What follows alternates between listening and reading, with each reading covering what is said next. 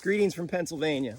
My name is Wagner, and I've been invited to put a few minutes of programming together for your festival at the Catoctin furnace. And I realize you're down in Maryland, and what in the world's a Pennsylvanian got to offer your story? Well, hopefully a lot. I'm filming in a place, this is paradise for me. Right behind me was a 2,000-acre tract of land that belonged to an iron furnace called the Liberty Furnace. The Liberty Furnace was about a mile and a half that way. And colliers used to turn all the trees behind me into charcoal. So there's a lot about your story that relates to my story here in literally my backyard. About 100 yards behind me is actually a collier's hut I only recently located.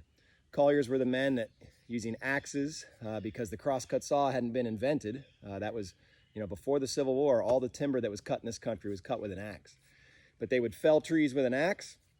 Those men were actually called wood choppers. There were no loggers in the old days. And here in Pennsylvania, I make a joke. I say, if you had a time machine and you went back to the 1840s and you said, "Show me a logger," people would hand you a green bottle from Pottsville. Now, I don't know if you're quite close enough to the world of Yingling beer to understand the joke, but L-A-G-E-R. Seriously, there was no L-O-G-G-E-R. There were wood choppers, okay? That's what people who cut trees down were called. And they did it with an axe. And that's exactly what would have been taking place behind me 150 years ago all over this mountainside. It took an acre a day to fuel one furnace. Please let that number settle in, because it's just an amazing number. An acre of forest per day to make enough charcoal to fuel one iron furnace. That's an incredible number. I mentioned that there were 2,000 acres behind me. That might seem like an inexhaustible amount of timber, when in reality, that's about 7 or 8 years worth of charcoal. That's it. So the tool of the trade was the axe. And I tell you what, instead of just talking at you for my whole program, I'm going to put down one axe, and I'm going to pick up another axe, and I'm going to sing a little bit for you. And I'm going to dedicate this song to the men and boys who used to live in these woods, working as wood choppers, working as colliers. This is their story.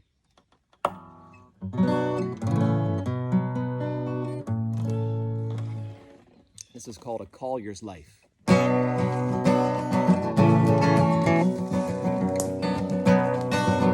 Well, I've worked in the woods since the time I was young. I'm the same as my dad, I'm a collier's son.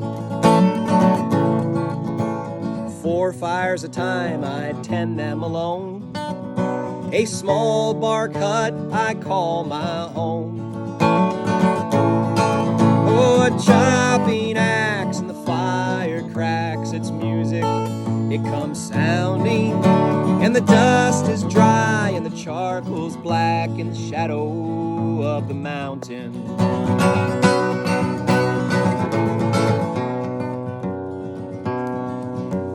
Pennies a bushel, I am paid for my coal. My shovel and rake I bought on my own. To the iron master's pockets my profits all go, to pay for Philadelphia and Millionaires Row. Ah, but that life for mine I never would trade. His master's $1 and he's still a slave. He mingles at meetings and he tips his fur hat. Only fools would chase a life such as that. Oh, a chopping axe and the fire cracks its music. It comes sounding, and the dust is dry, and the charcoal's black in the shadow of the mountain.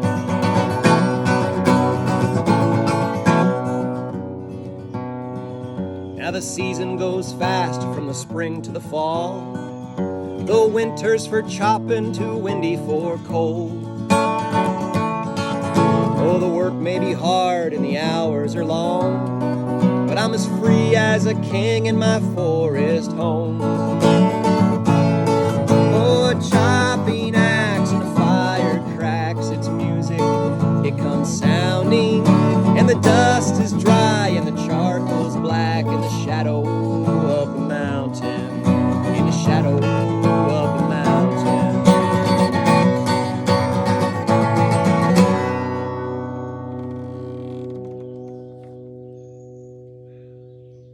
the song is over, instead of applause, I hear birds in the forest. This is my Nashville right here. I have arrived. This is so cool to be singing out in the middle of the woods for you all. I'm so glad I got the invitation to do this. All right, let me show you a few things I brought on my little hike into the woods here today. This is our local hematite. Now it comes in different shades and colors, but what I love about this particular sample is we have a purple sandstone that's a hematite that they mined locally. We also had a reddish brown hematite. But the reason I love this purple one, and this specimen doesn't show it as well, but it's purple sandstone, and if it has lots of oxidized iron, you get orange and purple. You'll never guess the colors of my high school, Danville High School. It's orange and purple. And our mascot, the Ironman. In fact, my sons and I were just chatting last night. I bet we are the only Ironman in the whole country in terms of a high school mascot.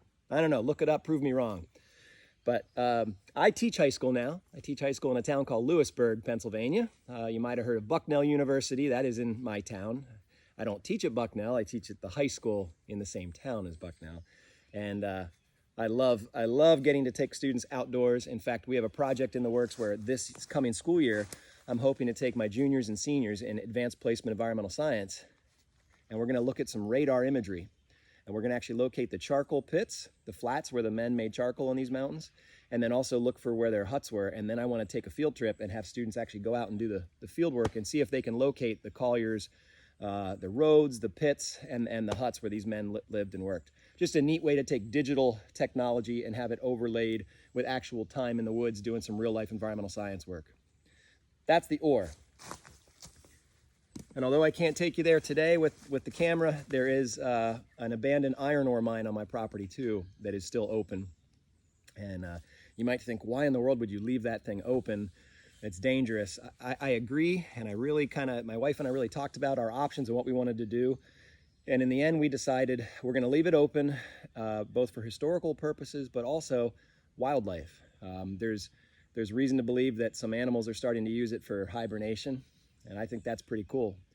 Plus, if the deterrent of, I tried to give my boys and other local kids the speech of don't go in this thing, and I talk about why it's dangerous. But if that doesn't deter them, hopefully the idea of a sleeping 400-pound black bear, hopefully that will deter them as well. But all right, let's shift gears and get into the production of iron. We talked about charcoal, but I have another song that was inspired by a book I read that came from the Scranton Ironworks, National Historic Site up in Scranton, Pennsylvania. That is about 100 miles to my north and east. And this is not meant to be the story of Scranton, but what I'm referencing is there's a publication that was originally handwritten in the 1850s describing the ironworks at Scranton. And it describes some beautiful imagery of what was going on at the ironworks. And what was taking place there wasn't just casting iron, So at your furnace and at my furnaces and the Liberty furnace right here, a lot of the production was simply casting pig iron and making cast stoves and cannon in your case during the Revolution. But to go to the next step, you need what's called a rolling mill. And a rolling mill or a puddling mill is where you would reheat that cast iron. And you'd make these 300 to 500 pound balls of gooey iron. It's not quite liquefied. It's pasty. And in a puddling furnace or a puddling mill, they would take those gooey balls and they'd squeeze them through a series of presses. I tell my students, try to picture if you've ever seen a pitching machine with the two tires spinning and a tennis ball or a baseball or softball go through there and it squeezes them. That's kind of how a press works. You would squeeze the iron. And depending on the shape of the surface of the squeeze, you can make flat sheets of iron. You can make tube iron. Here in Danville, we made T-rail, We have a claim to fame in 1845 of October. We made the first T-rail in America. Now, there is a friendly disagreement with I believe it's Mount Savage Ironworks in Maryland, but I'm a little biased. Here I am in Danville, PA. I'm going to stick by our claim that we have the first iron T-rail.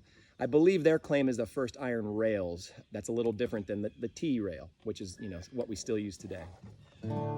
So in this description, they talk about these men taking 400-pound T-rails at the rolling mill, and they were not perfectly straight sometimes, so they had to finish the job with an 80-pound sledgehammer. And I'm reading this in this publication about Scranton. I'm trying to picture an 80-pound sledgehammer. I didn't bring a sledgehammer in the woods, but if this were a typical sledgehammer, that's an 8 or 10-pound hammer. what does an 80-pound sledgehammer even look like? So I contacted a local blacksmith and welding outfit here in my town. And I said, you know, could I get a custom-made 80-pound sledgehammer? I want to take it into schools when I do school programs. I just want the kids to try and pick up an 80-pound sledgehammer and talk about what their ancestors did.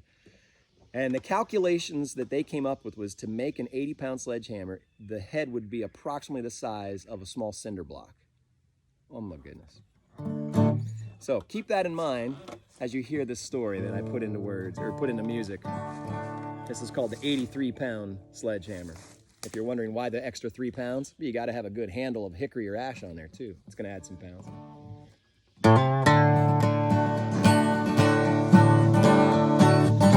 3 pounds of wood, 80 pounds of iron. 3 pounds of wood, 80 pounds of iron, and a shower of spark, swimming in fire. Well, you may have seen rollers, you may have seen a press, but you have never seen a hammer like this. I swing it all day at the rolling mill. It takes a mighty hammer to straighten the rail. 3 pounds of wood, 80 pounds of iron. 3 pounds of wood, 80 pounds of iron, and a shower of spark, swimming in fire. Now it takes 2 of us to lift one rail, over 400 pounds, and we can do it well. We know we're being watched, we take pride in our work. I can show them all what an Ironman is worth. 3 pounds of wood, 80 pounds of iron. 3 pounds of wood, 80 pounds of iron, and a shower of spark, swimming in fire. Hey, there's puddlers, there's helpers, and there's others on the shears. There's no such thing as an easy job here. I found my place in this rolling mill, swinging that hammer on these T-rails. 3 pounds of wood, 80 pounds of iron. 3 pounds of wood, 80 pounds of iron, and a shower of spark, swimming in fire. I just can't imagine it, an 80-pound sledgehammer. Wonderful publication. I don't recall the exact title, but it's a paperback, and it comes from the Scranton Iron Works National Historic Site. I'm sure with a little bit of Googling you can find it. And it just has a great description of the life of an 1850s iron furnace. And then also, in this case, the puddling mill. I mentioned the helpers. I was lucky to know a man, my goodness, this was probably 25 years ago. And at the time, he was 90 years old here in Danville, and he was one of the last living folks that had worked in the ironworks around here. Most of the Danville ironworks had all gone out of business before World War II. And this man used to sit on his porch and tell me stories of working in the iron mill here in Danville. And he talked about the helpers. He said there was a bench out in front of the ironworks. And every morning, kids and some young men would line up on that bench. And what that bench was is like a substitute bench. When a man either didn't show up for work or went down due to heat exhaustion, they'd come out to the bench and take the next man. And he told me that's how he got his foot in the door at the ironworks here in Danville. They'd line up on that bench. A man would pass out of heat exhaustion. There'd be an accident, somebody would be hurt, and they'd come out and they'd say, "We need a man in here, we need a helper." And he said he did that for years till he finally got a job on what were called the shears. The shears were for cutting sheet metal and things like that.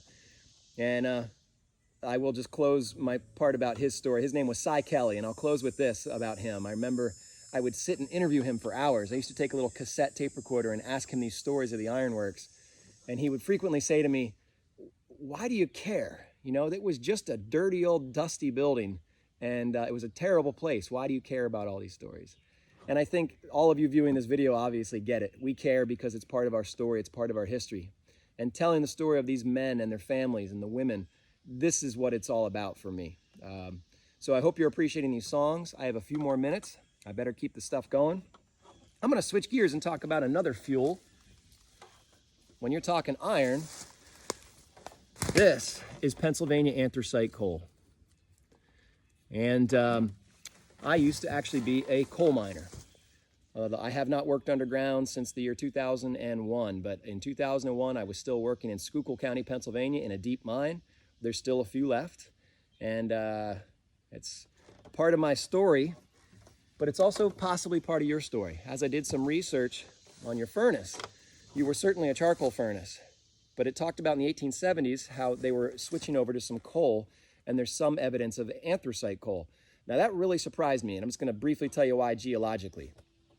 Geographically and geologically, bituminous coal is what you are closest to. You have two coal fields not too far from the furnace. To your north in Pennsylvania, you have the Broad Top bituminous field.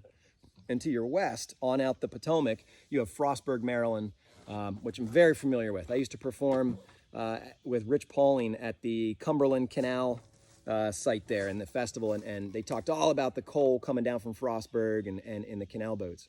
So the idea of anthracite coming down to your furnace, it's possible, but my goodness, the expense in transportation would have been incredible. The closest anthracite to you was probably where I worked in Schuylkill County. And that is a long haul down to your furnace, but it's possible. So regardless of whether it was anthracite coal or bituminous coal, your furnace did switch over to coal. And I thought, let's do a song about the coal mines. Gosh, there's so many great songs about coal mining. I'll tell you what, I think I'm going to sing you one that I wrote about the town of Latimer, Pennsylvania. You might have heard of Hazleton, and right outside of Hazleton is a little town called Latimer. You might remember the Hollywood actor Jack Palance. He actually grew up in Latimer. This story takes place in 1897, and I'm going to let the song tell most of the story. I'll just say that on the 20th anniversary of, on the 100th anniversary of this event, 1897, so in 1997, I was invited with my professor at the time, Rich Pauling. He was a Penn State professor, and we got to go participate in an anniversary march to pay tribute to the story of what you're going to hear in this song. And it moved me, and I went home and I wrote this song, and it's still a powerful story, and I still enjoy singing the song, even though it's, oh my goodness, almost 25 years old now. The Latimer Massacre.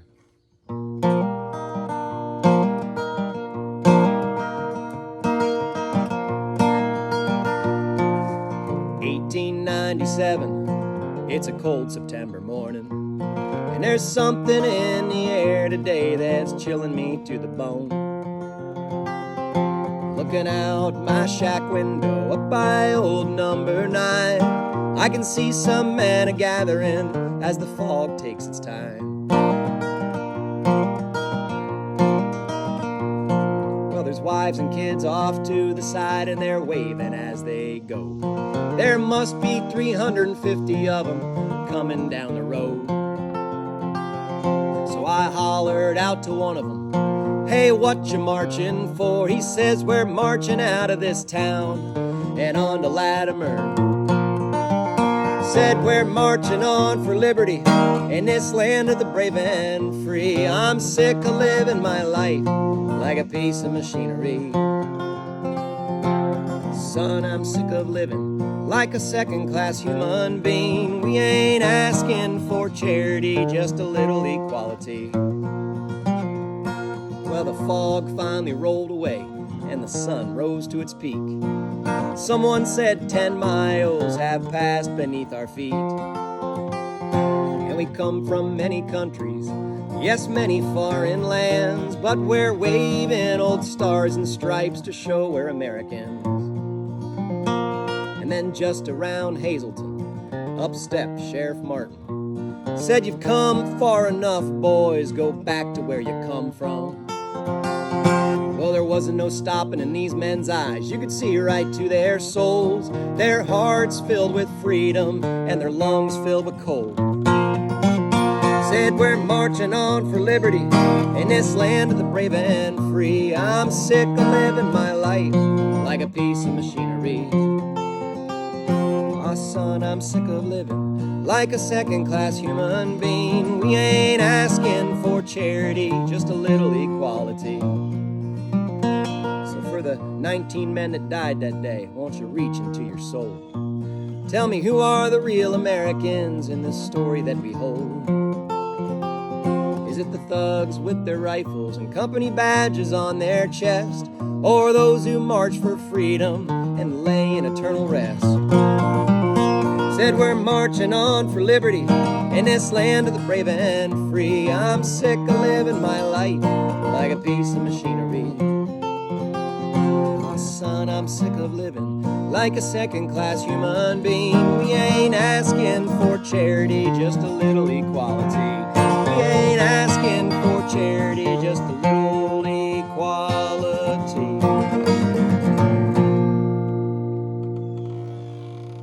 Not a real pleasant story. So if you didn't catch it there, and if I missed a verse or two, the story was these were Lithuanians, Slovaks, Italian coal miners. And at that time in the 1890s, there were some really, really bigoted rules here in the anthracite fields where if you were an immigrant, especially a Catholic, you were held down. There were these glass ceilings, and meaning like in the mines, you could not rise to certain jobs. And it kept the immigrants poor. And so there was a nonviolent protest. These strikers, they walked out of the mines and they went on a march, peaceful march. In fact, there's photographs. The only thing they're carrying is an American flag. They were not armed. And right around Hazleton, the sheriff stepped up and he's, and said, I told you to stay out of Hazleton. And the problem is there's no evidence that he did tell him to stay out of Hazleton. Plus, did they even speak English to understand his instructions? But totally unprovoked, he pulled out his pistol and it clicked. Witnesses say it misfired. And then someone else in the crowd, yelled out, "Mow them down," and they did. 19 of those marchers were killed. I believe another 20 or 30 were injured. Just a sad part of our story. So what do we do as history lovers with these stories? That's a painful story. You might say, can't you sing something happier? Yeah, and I think I've got those songs too, but we have to keep these stories alive too. We can learn so much from our history. I just pointed out that song I wrote almost 25 years ago, and without getting too political on you, I'll just say I still think there's a lot we can learn from that song now. Every time I sing it, I reflect on my own life and how I treat other people, and I'm trying to hopefully move us in the right direction. So that's our coal mining tribute there. Let's keep going because we only have time for a few more. I think I'm going to squeeze a song in about these woods. I love the forest. I'm a big outdoorsman. I love being out in the woods. And I teach AP Environmental Science. I went to Penn State University for forestry and wildlife studies. And I was reading recently about the tar pines of Pennsylvania and Maryland. Now, by tar pines, I'm specifically looking at two species, the pitch pine, which you have, and the shortleaf pine, which you have. And the shortleaf pine specifically is a fascinating distribution. It grows in Alabama, all the way up through the southern Appalachians, through Maryland, and then it stops in my county, Montour County, Pennsylvania. And I saw this on a distribution map, and I thought, I need to find one. Well, let me back up a bit and just mention what I mean by tar pines. Historically, you could take, if you had the right species of pines, pitch pine and tar pines here in Maryland, Pennsylvania, you could take those trees and building very similar to a charcoal mound, you fill it with the knots and the fat wood of those pine trees, and you can actually cook tar out of the base of the fire. It's obviously a little bit more complicated than that. I'm trying to give you the quick version. And I have done it several times. I've located some pitch pine and made tar. In fact, this axe handle, I mixed a 50-50 mix. This is linseed oil and tar pine tar. And it's just a beautiful color. I love it. It's a waterproofer. Folks would sell it, but my point of mention is don't just let the North Carolinians tell you that they are the only Tar Heels. We made it in Pennsylvania, you made it in Maryland. It was made up and down the areas where these trees grow. That's the story of tar. Now let me talk about this tree. So when I saw that it goes from Alabama all the way into my county here in Montour County, Pennsylvania, I wanted to find one. And I started reading more, and I saw that the last survey in the 1980s was the last time that a shortleaf pine had been found in my county. When they came back in the year 2000, they couldn't find any. And I thought, oh, wow. By the way, it's related to fire. You need fire in your forest to really propagate this species. And we haven't had forest fires for a long time. So I think that's why it's been in decline, at least here in Pennsylvania. But I didn't give up. I thought, man, I'm going to get out there and find one of these shortleaf pines. So the song is all about that journey. I will cut to the chase and just tell you I found one, but you're going to have to listen to the last verse of the song to hear where I found it.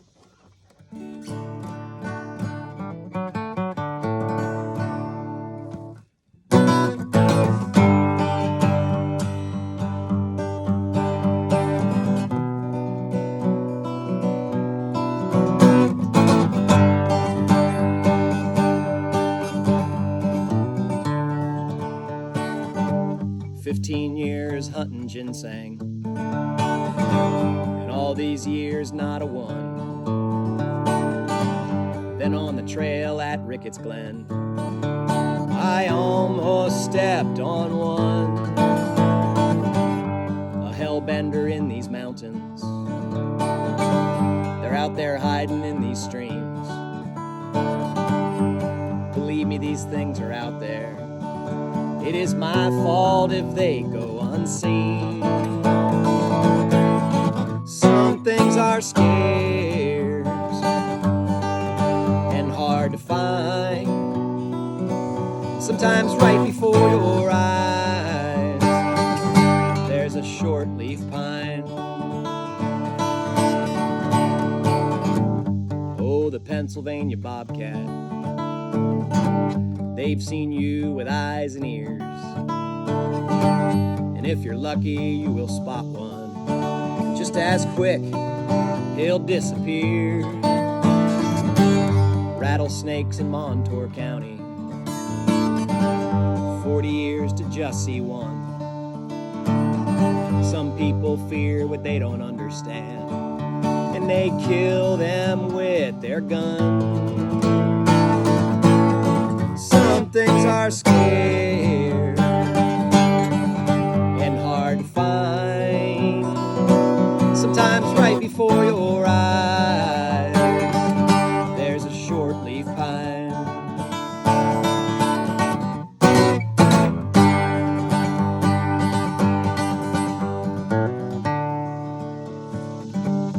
From here to Alabama, the land of the short-leaf pine, like a period at a sentence, Pennsylvania's the end of the line. So I rambled over this mountain, I had to find one of my own. And when I finally found one, I was 100 feet from my home. Some things are scarce and hard to find. Sometimes right before your eyes, there's a short-leaf pine.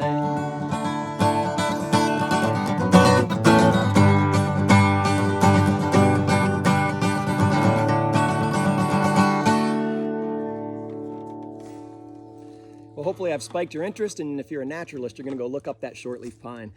Very similar to the pitch pine, but they are different species. Although I read a paper by Penn State foresters that did talk about how the shortleaf pine and the pitch pine hybridize in northern Maryland, southern Pennsylvania. So we do have a blurred stand where sometimes it's hard to tell one from the other.